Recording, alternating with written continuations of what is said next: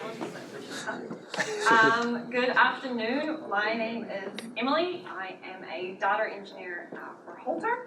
In case you didn't guess from the cow video as you're walking in and my amazing cow pun, moving cows, we do cows. So we do smart technology for cows. We are a very new startup. I am one of 3 members of the data team, which has been formed for about 4 months, and I've been there for 2 months. I actually signed up to do this talk before I had started there, so I'm glad I actually have something to talk about. But today I'm going to be talking a little bit about Halter, about what we do, because a lot of people haven't heard of us, as well as how we sort of get all of our data for machine learning, and then going on to talking about how we use TensorFlow to do a whole bunch of predictions and things for cows. So I warn you, there is going to be memes, there's going to be GIFs, there's going to be GIF forms of memes. Ooh, there's going to be cute cow pictures. Ooh, input changed. Okay, cool. Cute cow pictures from our test farm down in Waikato. Just putting that fair warning out there. So a little bit about me. Funny enough, I actually studied electrical engineering and managed to find my way into data science. So it turns out that signal processing, filtering signals, all of that sort of electronic stuff applies quite a lot to data processing and doing all that sort of data augmentation that needs to be done for machine learning. So during my time at uni, I also did a course in self-driving cars with Udacity, which is where I sort of learnt about machine learning and where I first initially used TensorFlow and absolutely loved it and decided to try and pursue a career in it. So in addition to that, I am a huge lover of horses. I ride horses, which is quite good because I get to go down to our test farm and be on the farm for 2 or 3 days a week and get my sort of farm fix. I also love Teslas, as you can see by my photo there, which was actually taken in Mountain View when I first attended Google I/O in 2016. It's like become a thing that I have to take a photo with a Tesla in every country that I visit, and also that if I see a Tesla, I have to get a photo with it. Just a little bit obsessed. And then additionally, also love rockets. I used to work at Rocket Lab previously, and I was doing the same sort of thing. The jobs I've sort of worked in is all about being like building up data pipelines to enable machine learning. Thus far, I keep moving companies that I build all these pipelines up, getting ready to do machine learning, and then I leave for another company to build their pipeline. So finally, I'm actually getting to do some machine learning for Halter. So I just want to walk you through what an average day for a farmer looks like. For me personally, I grew up around horses, so I knew a little bit about farms, but I didn't really know that much about dairy farms. And it turns out farming is really, really hard work.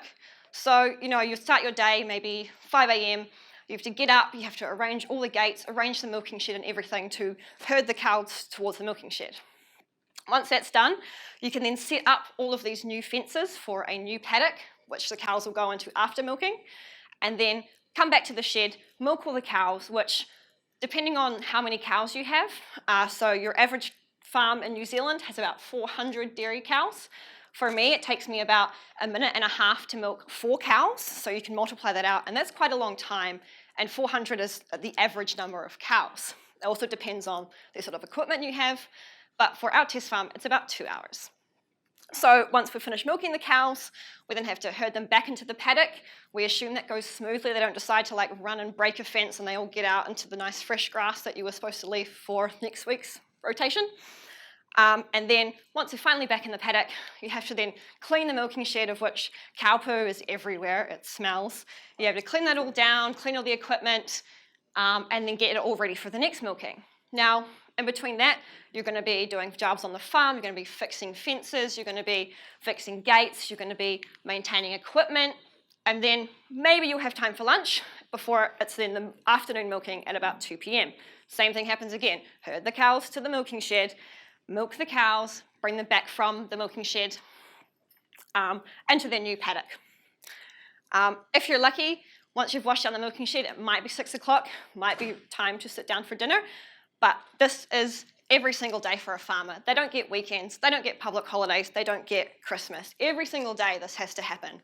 Some farmers are lucky enough that they will have farm hands, so they'll have people that can do this for them, but you have to pay them to do that. And milking is not exactly a super profitable industry, in addition to all of these daily tasks, there's all the unplanned things like vet visits, unplanned maintenance like fences breaking, cars breaking down, as well as managing the farm, all of the administrative work, managing staff. Like, there's a lot that goes on. And you kind of look at this and you think, surely a lot of this can be automated. Like, we're living in 2018. Why are we still doing all of these very mundane tasks when most of this can be automated? So for so long, farming has been very stuck in the past, they're stuck in their own ways. So at Halter, we're really hoping to change that. Yeah.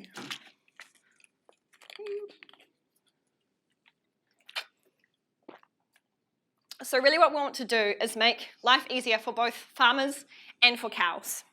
So as you can imagine, being herded back and forth between the milking shed all day is pretty stressful for cows. They're not particularly fond of humans, of dogs, of quad bikes. So we want to be able to make the life as easy for them as possible. In addition, we want to make farms operate more sustainably. You know, it's well known that dairy farming is kind of killing our environment, and it's getting more intensified, more cows on farms, more farms. So using our technology, we want to be able to keep cows away from waterways and also be able to measure sustainability and how we're sort of doing with pollution. So to do this, we're able to actually control a cow, which sounds kind of crazy and like from science fiction. But using our control algorithms, we can tell a cow to get to the milking shed by 5 a.m. and then come back to the paddock. So to do this, we have something called the collar. Again, with the cow puns, we've creatively named our algorithm the cow algorithm. So this is in charge of actually moving the cow. So it does a whole bunch of things. It is powered by solar. It has a bunch of sensors on it, such as accelerometer, GPS, and gyro. And then it's able to, using sound and vibration, it's able to tell the cow what to do. So it's based on the basic theory of classical conditioning. So we initially train the cows with the collar, make sounds to tell them where they need to go, and then they learn very quickly. They're actually super intelligent, learn really quickly, and figure out what they need to do. It's also pretty good because they know that when the collar's telling them to move, that means either they're going to a brand new paddock with fresh, delicious grass for them to eat, or they're going to the milking shed, which has a nice hard feed for them to eat. We've actually seen with the cows that we've been testing on that the collar, like they're a lot more happier cows, which is really great for us, and for the farmers, happier cows means that they produce more milk, which is good for the farmers. So obviously, that's one part of that collar, the control side, but we also monitor all of the cow behavior. So we like to, in the data team, call ourselves the Fitbit for cows. You know, unlike startups with your VC, you have to say you're like the Airbnb of or the Uber of. So, you know, the best way to describe what we do is we're Fitbit for cows. So we're in charge of monitoring all of the cow behavior and trying to see what we can predict. So firstly, there's all about the general well-being. So we know what a cow's behavior normally is. So for each individual cow, there's a model that says this is the cow's normal behavior, you know, goes and eats grass, has a pretty chill life, goes to the milking shed. And then we want to be able to detect if there's anything out of the ordinary. So for example, we just had Guy Fawkes the other week. I imagine the cows would be pretty stressed from that. So that would be a prediction that we would make to say, hey, this cow's really stressed. It's walking a lot more. It's pacing a lot more. It's not eating as much. Something may be wrong. Additionally, the most key aspect is called heat or oestrus detection. So this is basically determining the best time to artificially inseminate a cow, which is super important for farmers, and I'll talk a bit more about that next. But this is a big thing that we want to be able to predict. And lastly, there's things like lameness detection. So if a cow isn't able to walk, that's quite a big problem. And cows are interesting animals in that they will be lame for quite a significant amount of time before we can visually see it. So they deal with pain like quite well. But the effects of that lameness will affect them before we can tell the signs. So as you can imagine, if we had a computer that could detect that for us, that would make lives a lot easier for both the cows and the farmers. So with this monitoring, we're able to then detect things, and with our collar we can move a cow according to what predictions we make. So if a cow is sick, we can draft that cow away from the rest of the herd, notify the farmer, maybe even notify a vet so they can come out and attend to the cow as soon as possible, and means that the cow will be a lot happier. So on the note of heat detection, this is actually the biggest part for farmers. So when I first started at Halter, again, didn't know much about cows. I now know way too much about a cow's reproductive system. It's a little bit of interesting reading, because I was formerly at Rocket Lab, so we literally went from rocket engines to a cow's uterus. It's fine. So I don't know if most of you know, but in order for a cow to produce milk, they have to be pregnant. I did not know that at all, did not even think about that. So a cow has to have a calf every year. And in order to have a calf, they have to be properly inseminated at the right time. And that is when they are on heat, which means when they're inseminated, there's the highest chance that they will become pregnant. Now, at the moment, this is done in a very, very old school kind of way. It's really up to the farmers looking at the cow's behavior when they come up to the milking shed and saying, yes, that cow was in heat. As you can imagine, a farmer can't possibly watch cows 24/7. There's no way of accurately detecting, yes, this cow is in heat. So it's all a bit of like chance. And an artificial insemination costs about $40 per cow. Usually they run 2 artificial insemination rounds, times that by 400 cows. That's a lot of money. So if we can tell a farmer exactly this is when you should inseminate the cow, then that's a lot of money saved for them. In addition, it also means that there's less chance of a cow having a stillbirth, which is obviously quite traumatic for the cow and means we lose a very cute calf. That's our calves from this season, they're so cute. And yeah, we're able to also eliminate needs for vets as frequently, as well as less labour costs, because the cows will be a lot happier and properly artificially inseminated.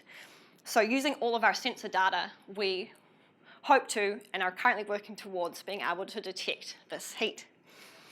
But in saying that, I promised to talk to you about TensorFlow. So that's what I'm here to talk about. But first of all, machine learning is actually quite not so much about the actual machine learning part. As I've discovered, it is more about generating the data sets that you actually need to run the machine learning models. You can have the most amazing machine learning model that worked so well for this company and gets 99% accuracy, and some data scientists spent hundreds of hours fine-tuning each individual parameter. But if your data is shit, your output is going to be shit. Like, you have to have perfect data. Not perfect, but good data, and understand what your data looks like and also what you're actually wanting to predict. So you spend most of your time generating the data, but a reasonable amount of time actually fine-tuning the model and the parameters, and then a small amount of time actually like building the model. So for us, let's grab some water. So we have our collars on our beautiful cows. They are getting a whole bunch of sensor data, as I mentioned, so we're talking accelerometer, GPS, gyro, all of that sort of movement data. We collect all of that data that goes into an AWS pipeline, which I will not talk about, it's fine. And that gets piped into something we call a data lake. So this is like the kind of new cool thing other than a data warehouse. Because we're a startup, we can just like do all the things that like are like just coming out at the moment in fancy AI journals and things like that. So a data lake is just a central repository of all of our raw data, which allows us as data scientists to really easily query all of that and do the sort of analyses that we want without any like business logic or particular structure to that data. So we have that all in a massive database that we can do visualizations on. And then what we do is pipe that out to TensorFlow. So again, because we're AWS, we are looking towards using SageMaker, which is an AWS service to use machine learning to train machine learning models. And you can use TensorFlow as a backend there. But at the moment, because we're only in very experimental stages, we're just using Python directly to interface with Tableau. So It's all good and well. We've got a whole bunch of data on these cows. It's great. But as I mentioned before, in order to detect heat, a farmer would have to watch the cows 24/7. And in order for data to be useful, to be used in machine learning, we have to actually know what the data means. So I would like to introduce you to Neil the van. Now, Neil's job is to video the cows 24/7. So this little baby is a 1983 top-of-the-line Mitsubishi Delica. It has inside it a server which records our 6 network cameras up there, and a generator on top of it which powers all of the cameras. And so basically this allows us to drive around farm, literally following the cows and parking in the middle of the paddock and videoing the cows so that we have full footage of what the cows are doing, and we can correlate that to what the data was telling us on the collar at the time. This van has been a bit of a curse, to be honest. Everything that could go wrong has gone wrong with it. I almost wasn't here today because I was going to have to drive down to farm to fix the server, which corrupted itself. It's fine. So the reason why it's so critical at the moment is that cows go on heat at this time of year. So obviously they have a 1-year cycle. They get a calf, they go on heat, and then they're pregnant again and so forth. So this time of year is absolutely critical for us to get all of this data, because if we don't get it now, we won't get it till next year. So you can imagine the kind of urgency here, hence why if that server goes down, I am on that next car down to the farm to fix it. But anyway, this does all of the video recording for us so we can see all the behavior of the cows.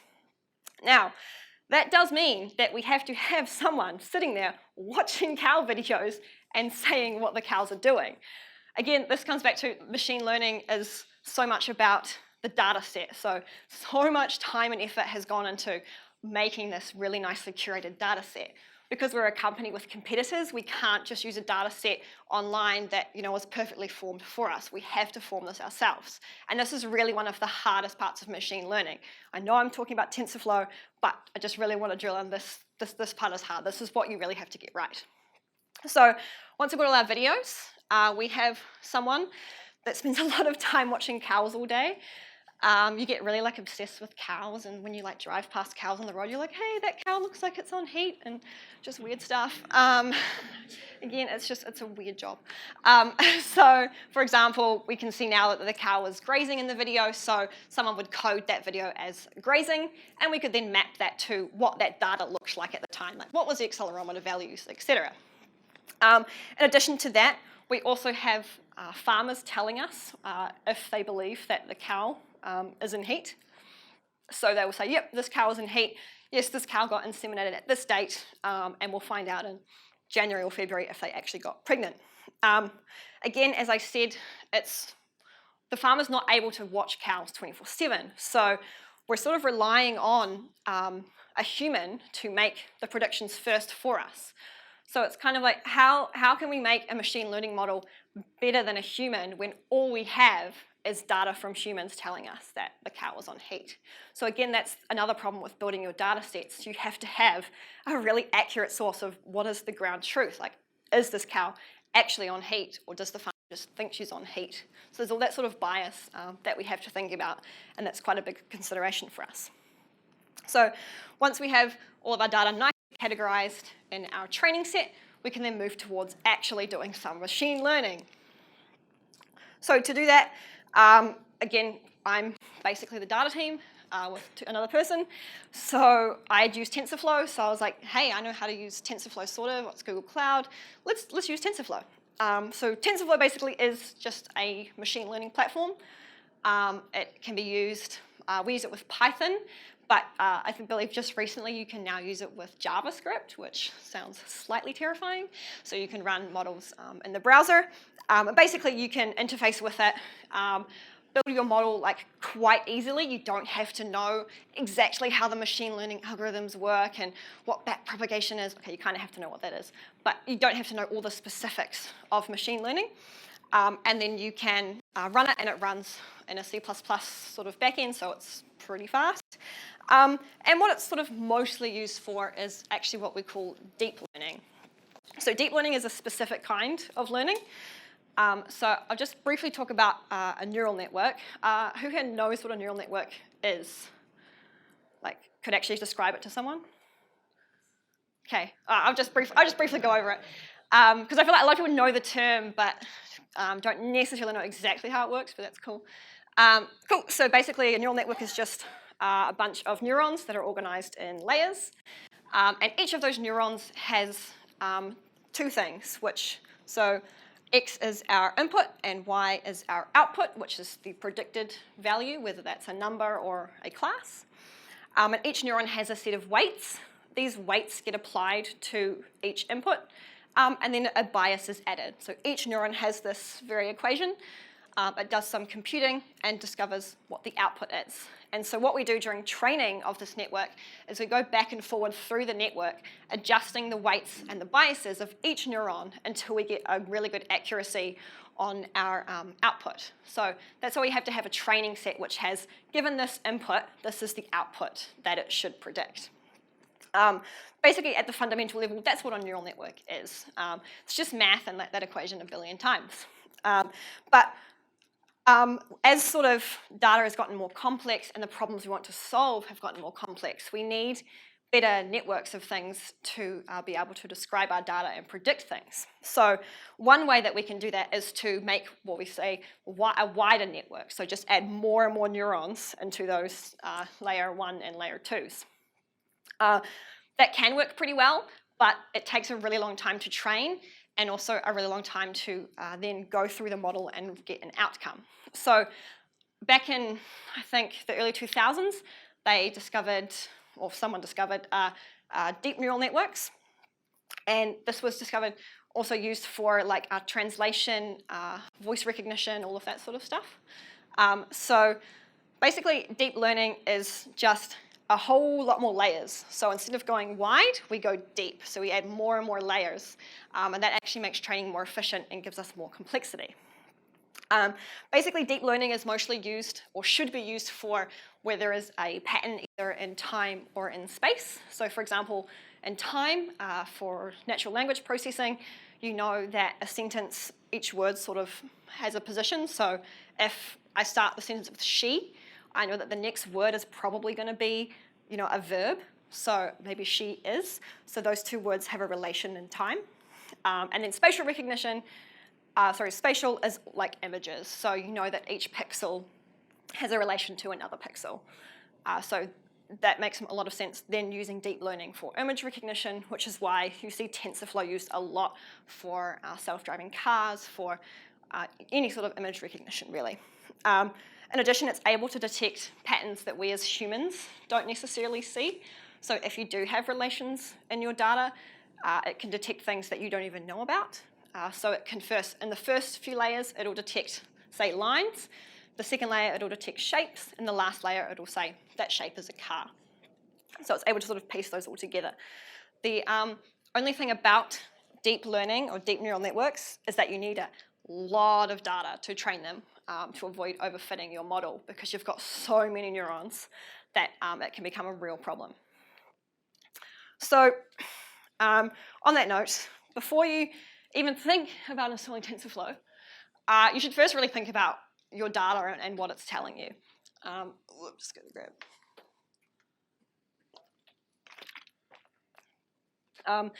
I feel like it's really, you just want to like jump on the next cool thing and like use TensorFlow and be like, yeah, it's awesome. I'm just going to like use TensorFlow to predict like this really simple like linear relationship, when it's not really designed for that, and it's kind of a waste of resources to use it for that.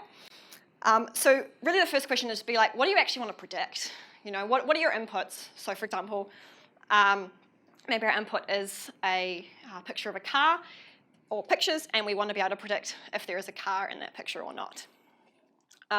Secondly is it a classification problem or a regression problem? Which classification means there's a class. So I could say, yes, there is a car. Oh, I think this has gone out. All right.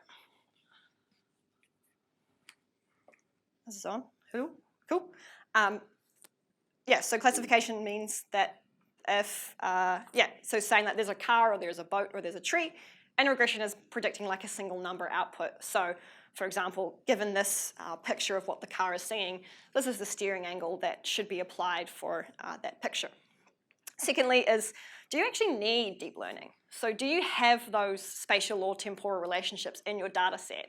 Or could you just solve this with simple linear regression or another much easier to compute machine learning model? And secondly is, do you have enough data? So it's all good and well to build this amazing model, but if you don't have, we're talking like hundreds of thousands of labeled data points, you're not going to be able to train that model very effectively, and you'd be better off just using a more simple machine learning approach. So once you've answered all those questions and you think, yep, I need deep learning, I can use TensorFlow, you have to do what we're currently in the process of doing, which is actually collecting and labeling your training data. So actually getting all of the data, saying, given these inputs of these sensors, this was the result, and building up that whole training set. Once you have that, you then have to do all sorts of data augmentation and processing to sanitize that data set. And also like get it in the right format, pandas and Python, and there's a whole bunch of Python libraries which make that a lot easier. And sort of once you're ready to do that, it really pays to start with a basic machine learning model. So maybe just use like a linear regression to see what you're actually able to predict. Like, what is the accuracy that you can get with linear regression, so that when you run it in a deep neural net in TensorFlow, you can compare that and say, okay, did my deep neural net actually perform better given the amount of time it would have taken to train that versus a linear regression model?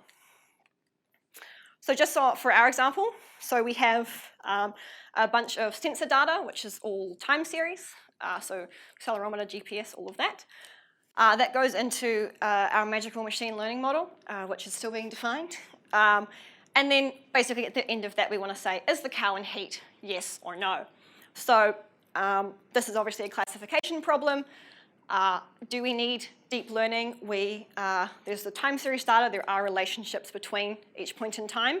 In addition, from research, it shows that a cow, 3 days before it comes on heat, there's a whole bunch of events that are related. So we're going to want to be able to look at data over time. And do we have enough data? Currently not. Working on that. So yeah, these are the sort of questions that you need to ask and sort of basically flesh out your basic structure of what you actually want to do. So just a few of the tools that you can use for TensorFlow. This is going from like hardcore level right up to like nice and easy. So hardcore level is using it straight in Python. It's pretty good. You do have to know quite a bit about how a network actually works. You've got to do backpropagation and do all of your weights and vectors, but that is the sort of raw TensorFlow that you can use. You can also use scikit-learn. They have a plugin for TensorFlow. It's a little bit nicer than your just straight vanilla Python, less lines of code, basically.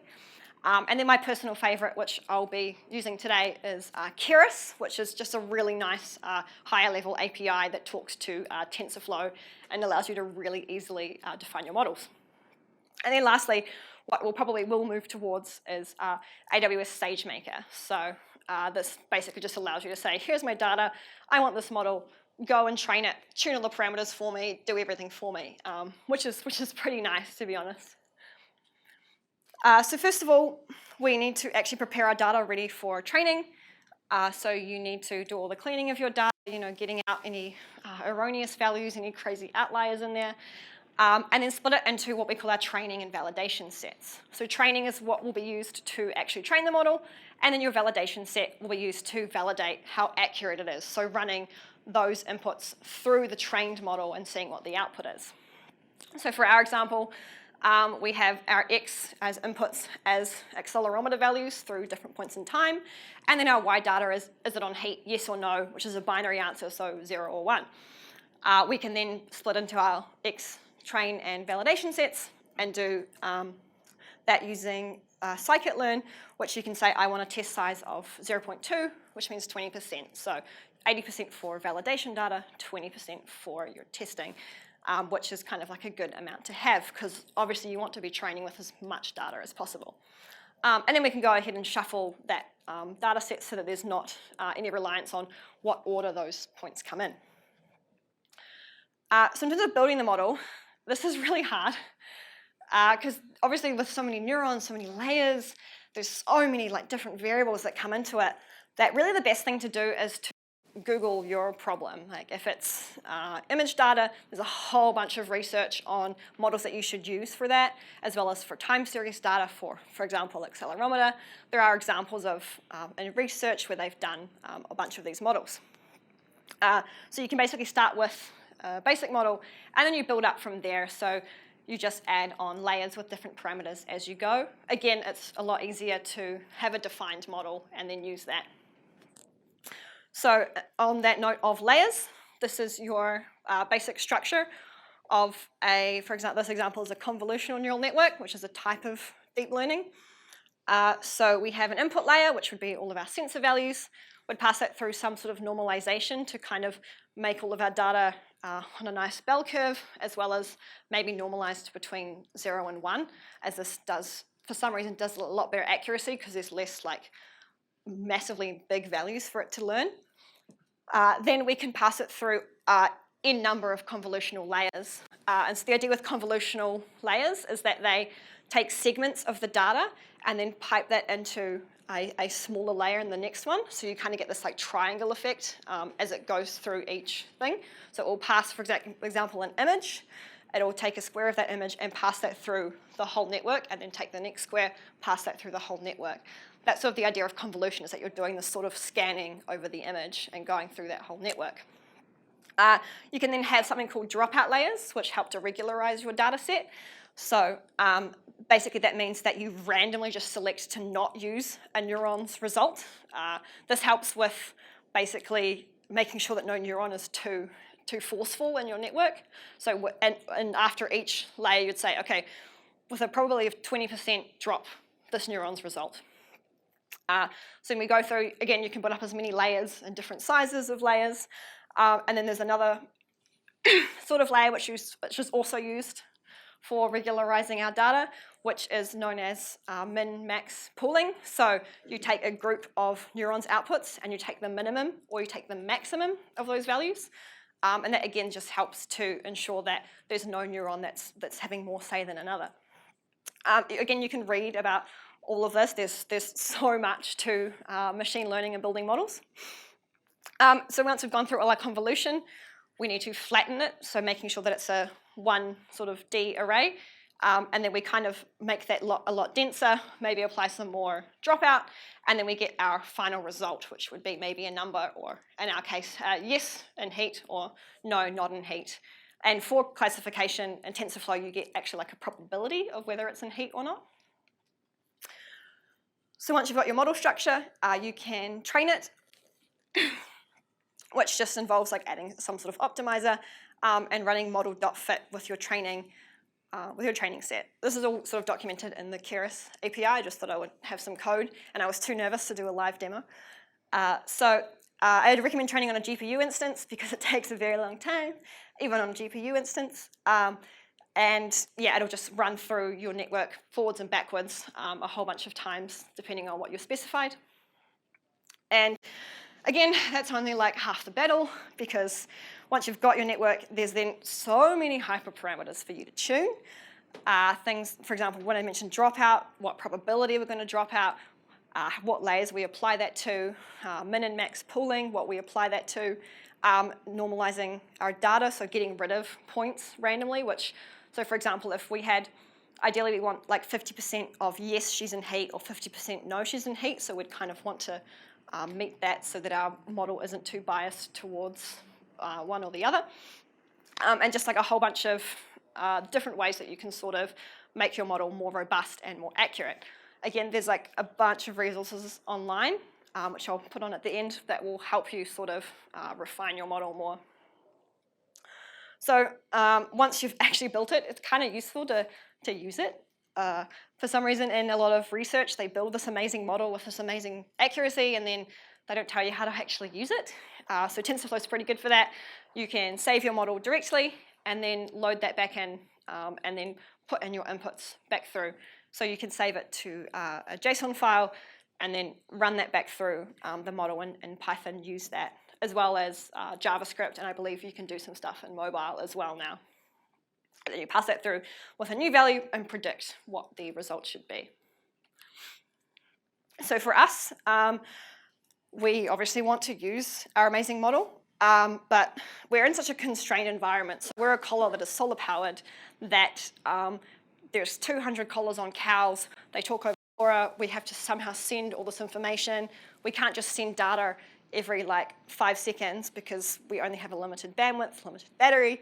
So we have sort of two options, which is to parse the model from TensorFlow into C code directly. So that means recreating that model in C and running that live on the collar from sensor data. Or we could port the model to just having it run on the cloud somewhere, send the data over at defined periods of time, and run the model off collar like that. We're still kind of debating which one we do, but that's just something to think about. So on that note, why did we decide to use TensorFlow other than the fact that I had used it before? It really is super good for defining your models quite easily. As you probably learned, machine learning is quite difficult, even just the defining the model part, tuning your model. At least TensorFlow allows you to pretty easily get a model up and running, and that way you can focus on more important things like your data specifically and also tuning that model further. It's quite nice because we're an AWS shop that it interfaces quite nicely with AWS. So we can use it quite easily. We can get our data into Python pretty easily, or eventually use SageMaker. And obviously the models run on lots of different platforms. You can have TensorFlow and JavaScript now. We will be hopefully parsing that model out onto C code, and there's a whole bunch of work because TensorFlow is open source on using TensorFlow on all sorts of different platforms, which is really good for us when we're so sort of dynamic. We want to be able to change quite quickly how and what we use. And really at the end of the day, we want to be able to deliver solutions to farmers as quickly as possible and make sure that they're as good as possible. So TensorFlow really allows us to do that because we can so easily define our model and really focus on the data and the results and getting that to the farmers. So really that's all in a day's work. This is at our test farm in Morrinsville. So at the end of the day, we're hoping to make a farmer's day so much better and easier. We're just one part of that, and being able to predict all of these things, especially heat, will make life a lot better for farmers and for cows, and to hopefully improve the sustainability of dairy in New Zealand. As I mentioned, some resources. There's a deep learning book by Adam Gibson and Josh Patterson, which is really good, just about talking all about deep learning. Udacity is a really good site for learning all about TensorFlow and how to use it. Obviously, the TensorFlow tutorials are pretty good. All the documentation, as well as Keras, is really good for the upper layer. And then NVIDIA is really good for models. So it has a whole bunch of stuff, for example, self-driving cars of this is the model that we used to train this car to do this. So they're quite useful for that. As well, they're obviously GPUs, so also quite useful. And ML Toolkit by Google is a relatively new tool, which is basically just another easier way to interface with TensorFlow. So thank you very much. I had to do a shameless plug and a cow pun that we are hiring if you're interested in working with cows all day. So yeah, I hope you enjoyed that. I hope you know a little bit more about TensorFlow and about cows' reproductive systems that you didn't before. Thank you.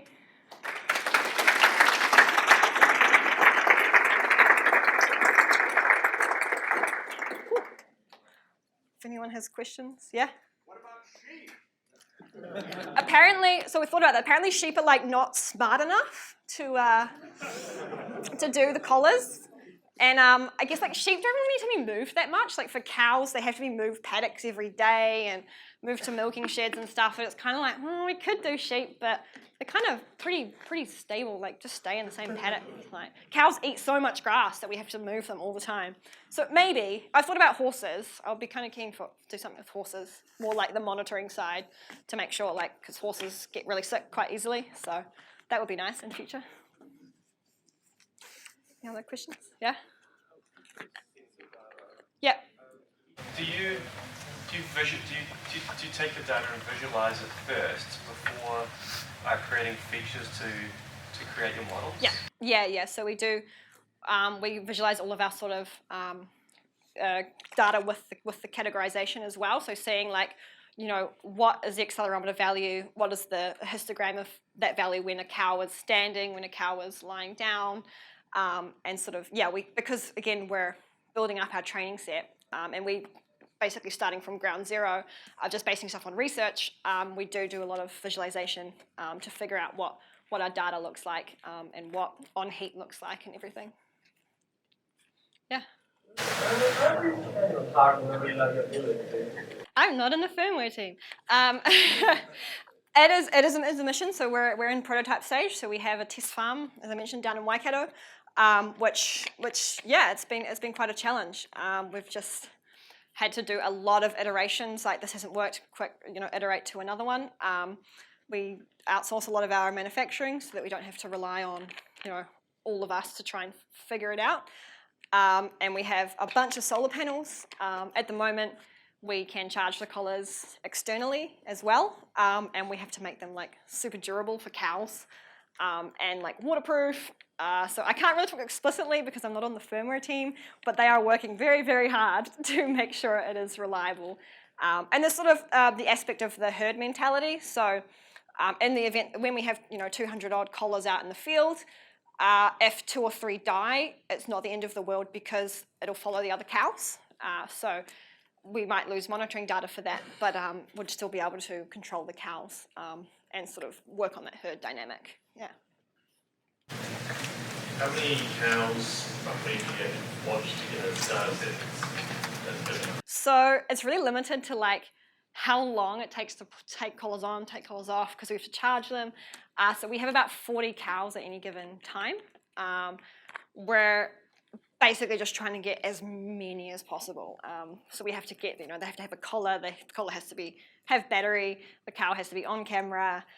There's a whole lot of probabilities there, but we're just trying to get like as many as possible. We're hoping for like in the hundreds, which allows us to, because they're on heat for X number of hours, then extrapolates out to like a whole bunch of events. Yeah.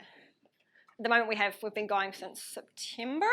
We have about 117 distinct cows that we've done, and 100 and something odd events that we've captured. It's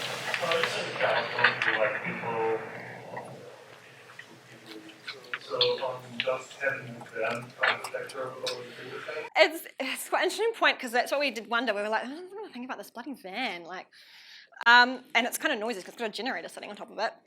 They're interesting. They are really curious about the van, and they always go up to it. And if we leave the door open, they will eat the cables, which has happened before. They just eat cables. Who knew? Like cows. They're pretty curious about the van. Initially, we were quite worried, but now I think they're kind of used to it just being in the paddock and sitting there, that they don't seem to be affected. It's kind of difficult for us to measure that empirically because we can't see the cows without the van, but they all seem pretty fine. That they're quite curious. They actually scratch against the van, which is kind of problematic when you have servers writing to hard disks in there. So yeah, it's they seem okay with the van. They're not scared of it. Even we'll drive it through the paddock and they will just stand in the way. They don't even move. We have to honk the horn to get them to move out of the way so we can actually position the van. It's just, they don't seem to be that scared of the van for some reason. Yeah. So when you get accuracy on this farm that you are using for your prototype, do you think it's going to work for every farm? Yeah, that's a good point. So at the moment we're sort of focusing on the Waikato. And of course, cows in New Zealand operate quite differently to cows in, say, America. They're grain-fed, not grass-fed. So yeah, we're going to have to sort of iterate our model based on that and do sort of fine-tuning on the model. So maybe eventually having a farmer saying, yeah, your prediction was correct. She was sick or she was in heat. And then sort of fine-tuning that. So trying to get a baseline model of what a cow should look like. And then, when we roll out to more farms, say in the South Island, trying to fine-tune that and maybe have test farms set up in various places so we can sort of capture that. Probably be a continuous learning. Yeah, definitely. Customer will have to interact with the feeding model. Yeah. Ideally, we'd have a lot of feedback from customers so that we can, kind of adjust things as we go. But yeah, because cows operate differently in different regions, and farmers also operate differently. So we're just trying to doing a lot of user testing to try and figure out how farmers operate and all that sort of stuff. Since on average you say 40 cows inside that, do you guys also record which cow is on that time level? What do you mean by on that time, like heat? In terms of the collar. Yeah. So we record what cow tag it has, the collar, so they have to wear numbers on them, so what number that is, so we can see on the video and relate that. And then the farmer provides us with, these cow numbers were inseminated, so we kind of like mash all that data together to create a picture of that whole cow. Yeah. So you have like specific models, not models, but like a data set that's, for example, cow 41. Yeah. That has this trend of time. Yeah. So we can look at per cow or per collar. So we can look at per cow and say, look, from like start of September till now, and we'll see like a whole, spectrum, and not care about what collar. It doesn't matter what collar it was wearing. And then we can also look at collar 10 that performed pretty shit. The battery keeps dying, so we'll pull that one out of the field and fix it. Yeah. I've got a question around your data pipeline before you had this. Yeah. So, how frequently do you ingest data, and in general, how does it look like? Do you read data from CSV file, or do you have a web stream? Yep. I could talk about this for ages. So the basic process is we have an SD card on the collar that logs data. That is in a weird byte format. So it's not CSV because we're obviously limited in the amount of space we can have. So it's a really condensed file, it's like 10 times condensed versus a CSV.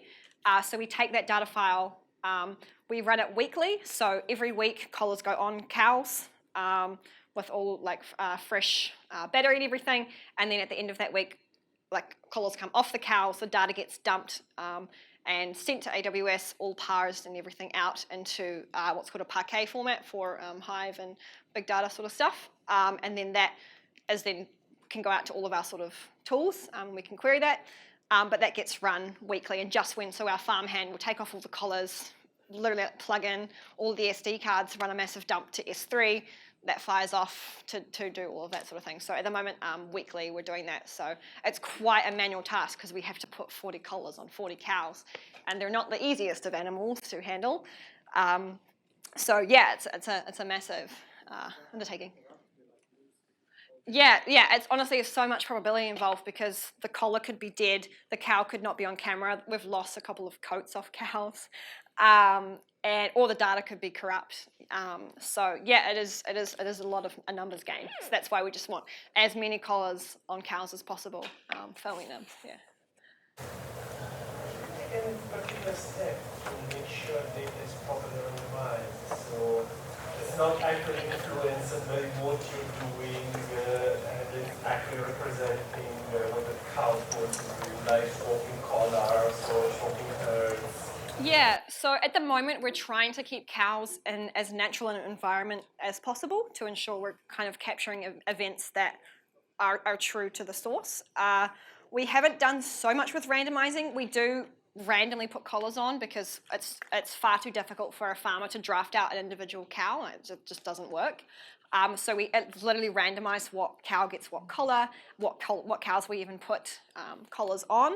But there is a massive thing in terms of videoing the cows. We were wanting to maybe separate the cows, so the ones that have collars, separate them into a smaller group and video them, but that really interferes with heat detection because they're such a herd animal. And as well, cows, they get really upset if they get separated from their best friends. They're quite social animals. So we initially wanted to split them and then went, no, we can't do that because that is going to affect the cow's behaviour and we're not going to get an accurate picture. Which makes it difficult because you have 200 odd cows in a paddock and you're trying to find the one cow that your data file represents. So it's a big challenge, as I mentioned, generating this data set is the hardest problem for us. Sorry. I think we have to call it there for the next, just give people a bit of time because we're going to rearrange the room and stuff for the next. Yeah, but feel free to come up and talk to me. I can talk about cows all day. So. Thank you. Thank you.